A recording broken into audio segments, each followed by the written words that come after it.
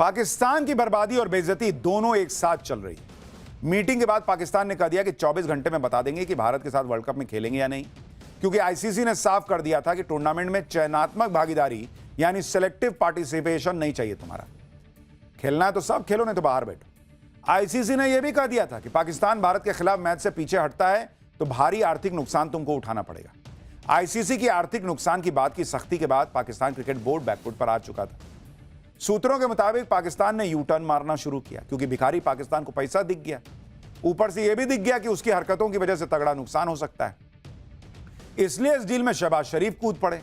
बताया जा रहा है कि पाकिस्तान क्रिकेट बोर्ड के अध्यक्ष मोहसिन नकवी शहबाज शरीफ को ब्रीफ करेंगे, जिसके बाद शहबाज शरीफ भारत से मैच खेलने को लेकर फैसला ले सकते हैं। वहीं जब मोहसिन नकवी से पाकिस्तान पर बैन लगाने को लेकर सवाल पूछा गया तो भड़क गए, कहने लगे कि मैं धमकी से नहीं डरता, ना सरकार डरती है, बाकी फील्ड मार्शल का आपको तो पता ही है। आप देखिए कि पाकिस्तान तब पलटा है जब भारत से मैच नहीं खेलने को लेकर शहबाज शरीफ ने बयान दिया था। मोहसिन नकवी की तरह ही शहबाज शरीफ भी डींगे हाँक रहे थे। पाकिस्तान पहले ही कंगाल है, जहां पैसा दिखता है दो मिलाते पहुंच जाता है। जब आईसीसी ने आर्थिक नुकसान की बात कही तो पाकिस्तान की हालत खराब हो गई। पाकिस्तान क्रिकेट बोर्ड ने भारत के खिलाफ मैच खेलने के लिए 3 शर्तें रख दी। पाकिस्तान चाहता है कि उसे क्रिकेट से जो कमाई हो रही है उसमें ज्यादा हिस्सा मिले। क्यों भाई? बांग्लादेश को चने के झाड़ पे चढ़ा के बाहर कड़वा दिए, उसको बाहर बैठवा दिए, उसकी जगह स्कॉटलैंड खेल रहा है। अब उसको कह रहे कि भाई तू तो बाहर ही बैठा है, मैं थोड़ा पैसा कमा लेता हूं। भाई भाईचारा दिखा रहे थे ना, तो पैसे पे खेलने को क्यों तैयार हो रहे हो? दूसरी शर्त सुनिए, कह रहा है कि भारत के साथ द्विपक्षीय क्रिकेट फिर से शुरू कराया जाए। क्यों भाई? भारत से इतनी दिक्कत है तो बायलैटरल क्यों खेलना है तुमको? तीसरी शर्त, मैचों के दौरान खिलाड़ियों से हैंडशेक करवाया जाए। पैसों के लिए जिस तरह से पाकिस्तान शर्तें रख रहा है, उसी पर अब पाकिस्तान में मीम बन रहा है। एक मीम में पाकिस्तान की टीम को सिर पर आटे की बोरी रखकर ले जाते दिखाया गया कि इनको तो आईसीसी 4 बोरी 10 बोरी दे देगा आटा, तो उसमें भी खुश हो जाएंगे। दूसरे मीम में जय शाह के सामने गुहार लगा रहे हैं ये लोग, और फोटो पर लिखा है हैंडशेक करवा दीजिए। एक मीम में शहबाज और मोहसिन नकवी को साड़ी पहने दिखाया गया और इस पर गाना लिखा है, मैं तो कब से ही रेडी तैयार हूं, मतलब मैं डांस कर दूंगी अगर पैसा मिल जाएगा। इस तरह से लोग मजाक उड़ा रहे हैं। एक मीम में तो चूरन की पुड़िया पर मोहसिन नकवी की फोटो लगा दी गई, लिखा है मोहसिन नकली लाहौरी चूरन। पाकिस्तान ने आईसीसी के सामने शर्तें रखी और उसे लगा कि वो अपनी बात मनवा लेगा, लेकिन आईसीसी ने उसका भूत बना दिया।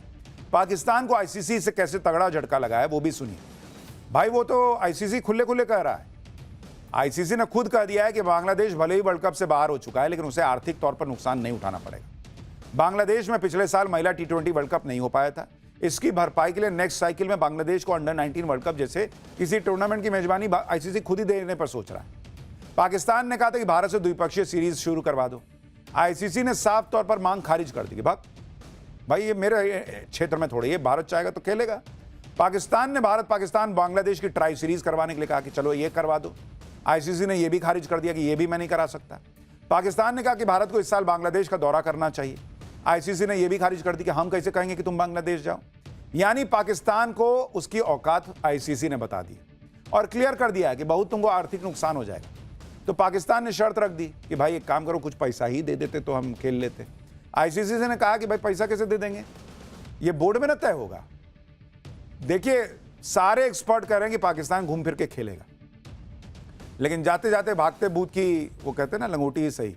तो वो सोच रहा था कि भाई इसी नौटंकी में कुछ पैसा एक्स्ट्रा मिल गया तो लेके चल देंगे। इंडी वाले एक बवाल रूस से तेल को लेकर भी मचा रहे हैं, लेकिन इस बात को समझना होगा कि भारत अपनी जरूरत का कच्चा तेल बाहर से मंगवाता है। इसके लिए अलग अलग देशों से डील होती है और यह डील ग्लोबल परिस्थितियों के हिसाब से होती है। ये जो लोग आज हंगामा कर रहे हैं कि बाप रे बाप अब भारत जो है वो रूस से तेल नहीं खरीदेगा, ये 6 महीने पहले से हंगामा काट रहे थे, गदर काट रहे थे कि 6 महीने पहले ट्रंप ने कह दिया कि मेरी मोदी से बात हो गई, अब रूस से तेल नहीं खरीदाएगा, और ये मान लिए थे और तब भी गदर काट दिए थे कि भारत ने रूस से तेल खरीदना बंद कर दिया। हमने पाठशाला में आपको हर बार बताया कि देखिए इतना खरीदा रहा है, इतना खरीदा रहा है। तो 6 महीना झूठ बोल रहे थे ना आप। अब कह रहे हैं कि अब आगे नहीं कैसे भारत खरीदेगा। और भारत हमेशा एक ही चीज बोल रहा है कि भाई हमारी प्राथमिकता यह होती है कि भारत को तेल की पर्याप्त सप्लाई होती रहे, सस्ता तेल जहां से मिलेगा हम खरीदेंगे।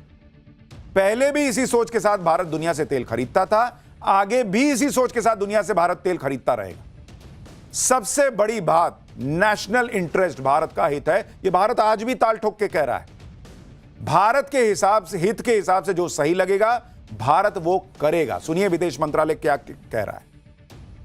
firmly and confidently say that whether it is the government or indeed our business, at the end of the day, national interest will be the guiding factor for us in our choices.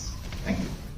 यानी भारत का हिसाब clear है, अगर हमको रूस से भी सस्ता तेल कहीं से मिलेगा तो हम वहां से भी लेंगे, अगर गारंटीड रहेगी क्योंकि वहां से मिलता रहेगा और रेट जो है वो बहुत फ्लक्चुएट नहीं करेगा तो वहां से लेंगे।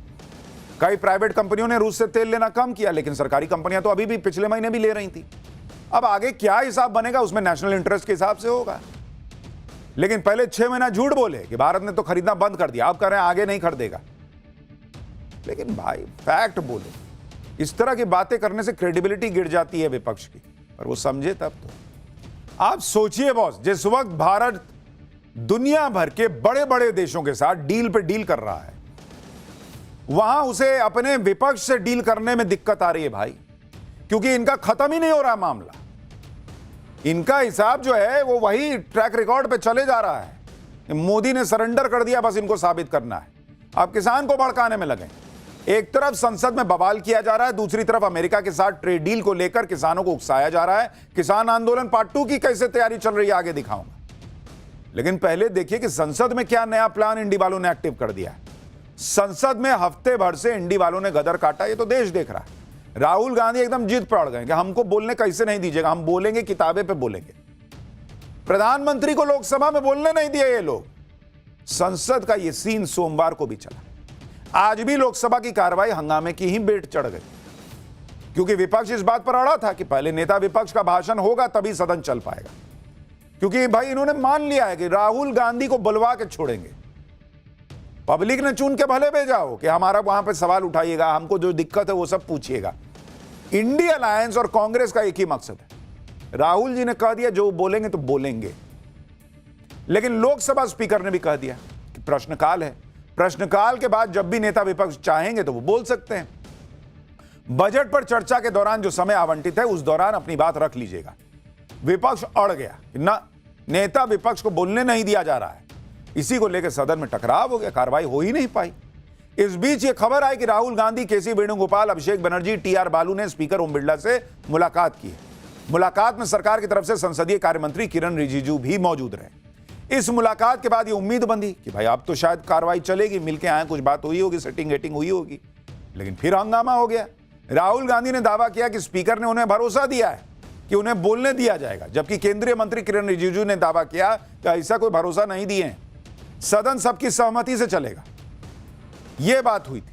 अब सुनिए लोकसभा के अंदर राहुल गांधी और किरण रिजिजू कैसे भिड़ गए। फिर आपको बताऊंगा कि नरेंद्र मोदी के खिलाफ अब ये लोग कौन सा नया प्लान लेकर आए। 1 घंटा पहले स्पीकर साहब के पास हम गए, मैंने, member of the house went, and speaker committed to us, personally committed to us, that I will be allowed to speak here and raise some points before the budget discussion. Now you are going back on your word. ये अभी राहुल गांधी जी ने कहा वो 100% सही नहीं है। Speaker ने commitment नहीं किया है। स्पीकर ने ये कहा कि अगर बातचीत बनता है तो आपको बोलने के लिए देंगे और बाकी दल के नेता को भी देंगे। ये नहीं कहा कि सिर्फ कांग्रेस को ही देंगे। ये भी कहा गया, अरे तो आप सवाल करते हो और अगर मेरा ही बात नहीं सुनेंगे तो सरकार की ओर से कौन बोलेंगे बताइए आप। यानी राहुल गांधी बोलेंगे, जो वो चाहते वो बोलेंगे, जो वो किताब दिखाना चाहते हैं, जिसके बारे में बोलना चाहता है बोलेंगे तो बोलेंगे, और जब वो चाहेंगे तभी बोलेंगे। ये सारी कंडीशन फुलफिल होनी चाहिए, क्योंकि राहुल गांधी संसद में बोलना चाहते हैं। जब संसद में राहुल गांधी की जिद और इस हंगामे के बाद भी इंडी वालों का काम नहीं बन रहा, तो नरेंद्र मोदी को घेरने के लिए उन्होंने नया प्लान बनाया। लोकसभा में मचे इस हंगामे के बीच सूत्रों से खबर आई कि अब विपक्ष जो है वो स्पीकर ओम बिरला के खिलाफ अविश्वास प्रस्ताव ला सकता है। सूत्रों के मुताबिक लोकसभा में नेता विपक्ष को न बोलने देने का मुद्दा है, 8 सांसदों को पूरे सत्र से निलंबित करने का मुद्दा है, यह आरोप लगाना कि कांग्रेस की महिला सांसद पीएम मोदी को घेरने वाली थी, कोई अनहोनी घटना हो सकती थी, और बीजेपी के सांसद निशिकांत दुबे के खिलाफ एक्शन न लेना, इन 4 मुद्दों को लेकर विपक्ष के सांसदों ने स्पीकर ओम बिरला के खिलाफ अपना गुस्सा जाहिर किया और सूत्र कह रहे हैं कि अविश्वास प्रस्ताव लाने पर चर्चा हुई है। सूत्रों के मुताबिक अविश्वास प्रस्ताव लाने के लिए जो नोटिस दिया जाएगा उस पर 100 से ज्यादा विपक्षी सांसदों ने साइन कर दिए हैं। अविश्वास प्रस्ताव से जुड़ा नोटिस कब लाया जाएगा यह मंगलवार को तय किया जाएगा। आप सुनिए लोकसभा स्पीकर के खिलाफ अविश्वास प्रस्ताव लाने को लेकर कांग्रेस सांसद कह क्या रहे हैं। फिर बताता हूं कि लोकसभा स्पीकर के खिलाफ प्रस्ताव लाने से पहले ही विपक्ष में फूट पड़ गई है क्या। तो बात यह है कि स्पीकर साहब ये प्रोटेस्ट करना तो हमारा राइट है, लेकिन आप उस प्रोटेस्ट को ये बोलेंगे हमें ये प्राइम मिनिस्टर पर हमला होने वाला था इसलिए मैंने नहीं बोलने दिया, ये गलत बात है। इस बात को स्पीकर साहब को भी वापस लेना चाहिए। इसी बात के ऊपर नो कॉन्फिडेंस मोशन जो है स्पीकर के अगेंस्ट लाने का मन सबका बना हुआ है कि ये कैसे हाउस चल रहा है। हम लोगों ने ये महसूस किया कि वो एकपक्षीय और संकीर्णता के साथ वो पूरी चीजों को निभा रहे हैं, इसलिए हम लोगों ये लाने का हमने लोगों ने निर्णय लिया। तो निश्चित तौर से नो कॉन्फिडेंस मोशन लाना ही चाहिए। तो निश्चित तौर से नो कॉन्फिडेंस मोशन लाना ही चाहिए। तो निश्चित तौर से नो कॉन्फिडेंस मोशन